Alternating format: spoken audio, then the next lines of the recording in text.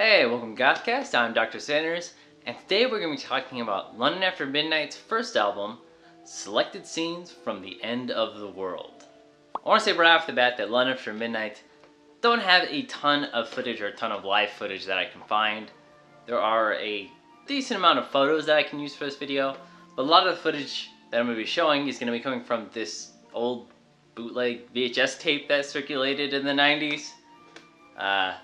So that's where I got a lot of footage. They don't have a ton of official videos or things like that. So, in order to have something show in the video, that's what I'm going to use. But on to the review and some of the history behind London After Midnight. London After Midnight has been going for quite a lot of years. And a lot of people, it seems like today, since Propaganda magazine in, goth culture at the moment is so idolized, and, because of the boundaries it kind of broke down and the kind of access to goth culture it brought. But some people may only know London After Midnight as the band that John Koviak was in, because the image of him makes some people's heart flutter like little bats, and there's nothing wrong with that. But he wasn't featured on any albums or anything, but he did play bass for the band from 1989 to 1992. But he wasn't featured on any of, the released material as far as I know. So, even though this is London After Midnight's first album, John Koviak is not on it. Just in case you're wondering, because I know that some people see London After Midnight and goth stuff and they think him. But the person you should be thinking about is Sean Brennan. Sean Brennan is essentially the, what Trent Reznor is to Nine Inch Nails. He's pretty much the mastermind behind London After Midnight. He basically produces the albums, he's the mastermind. And that's what you need to remember with it. So his musical tastes throughout the London After Midnight's career are going to dictate how the band changes their sound throughout time. And, if you look at their discography from their first album to now, yeah, there is quite a shift. And if I ever get to those albums, I'll talk about some of that. But we're specifically focused on Selected Scenes from the End of the World. And this album was self-released in 1992, and the first time it was actually released on a label was 3 years later in 1995. And I think the first time in North America was 1998, so quite a different time, right? Where it was a lot harder to get records released back then. It's crazy that it took that long, but I understand. This is a band who is making darker music that is not really like grunge or very poppy music inside of 1992.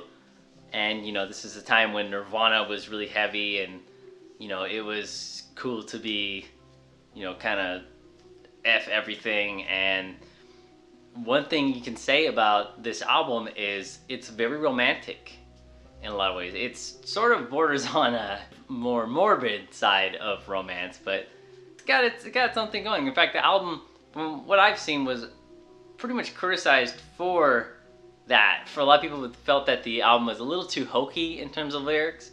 By hokey, I mean, it's just a little overwrought with romance, But in my opinion, there's nothing wrong with that. I mean, romance and that kind of passion and all that stuff, that's fine to write about.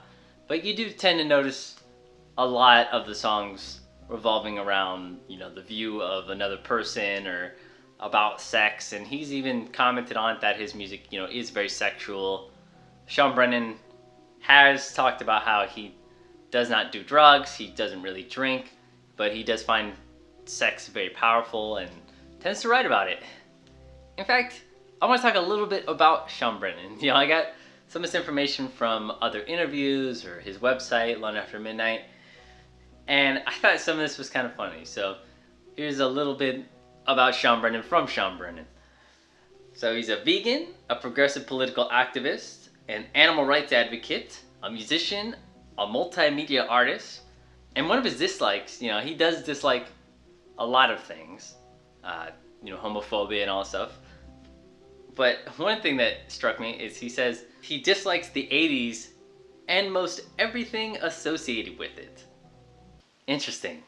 And as far as being considered a goth band, I know a lot of people consider, especially this album, to be a very goth album, and in my opinion, I think it has a lot of the sort of tropes and sound of a goth album.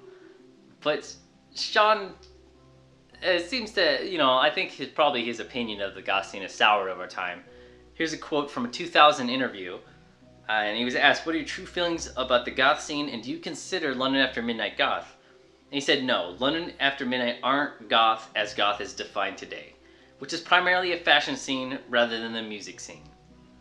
If only he knew what would happen in the coming years, where some people say, goth is only a fashion scene now, but he was saying that back in 2000. And of course, there's a whole big reason for that. Maybe I'll get into that sort of argument later, but that's not what I'm in this video. That's not what I'm here to do in this video. So I want to talk about the sound of this album. Now, I love the romantic lyrics. In fact, I think that it really works with this, but I do really like the instrumentation on this album. I was trying to think of what this album reminded me of, and I feel like London After Midnight, in some ways, it sounds like a cross of Human Drama and Rosetta Stone.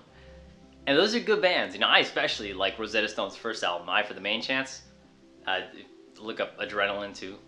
That is a compliment in my opinion. A lot of the guitars and the way the words are phrased reminds me of those two bands. But honestly, the way the guitars and drums and bass and everything are mixed and the way that they're produced really reminds me of kind of a continuation of the Sisters of Mercy. I know that sounds weird. Some people may think that's crazy, but I think his guitar sound in this album has a lot of 80s influence on it. Almost like hair metal influence sometimes. It's kind of a dry, thin sort of sound, but it's really distorted. I know if Sean Byrne probably hears that, he's probably like, no, I'm totally missing the point of it. I'm sorry if I am. That's just kind of what I hear, unfortunately. But I really, really like it.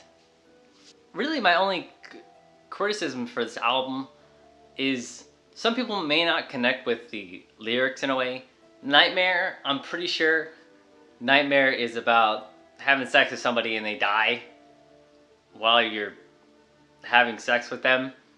It's a good song. That's kind of, that's what I think it's about. And I feel like on the next album, Psychomagnet, and then Oddities, and then, after that, Sean Brennan's singing voice got a little better. In this one, he's a little monotone, a little more talk singing than he is later. I think his voice got a lot better over time. He probably got more confident.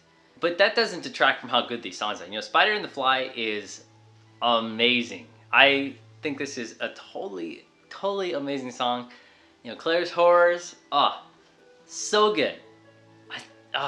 Black Cat, I mean, there's just every song on here is really amazing. I like a lot of the tracks on here. And if you're wondering which version to buy, because there are a lot of versions of this. In fact, you'll find with this album, there are a lot of repressings. There are a lot of different versions of it which have the tracks kind of sorted differently. And that's probably due to, who's pressing the album, or especially after touring after a while, you probably want to adjust the album.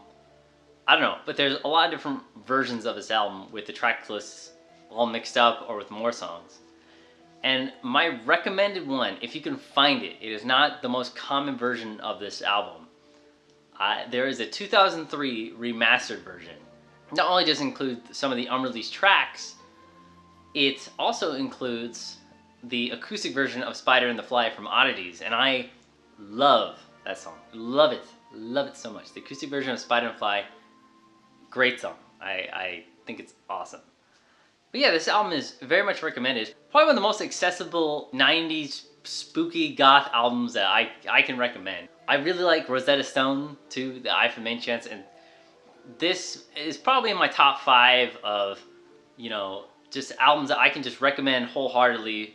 It has a lot of things that I think people look for in goth music, or at least classic goth music. The guitars, the driving drums, the romantic lyrics, the, just very Halloween-y sort of feel to the whole thing.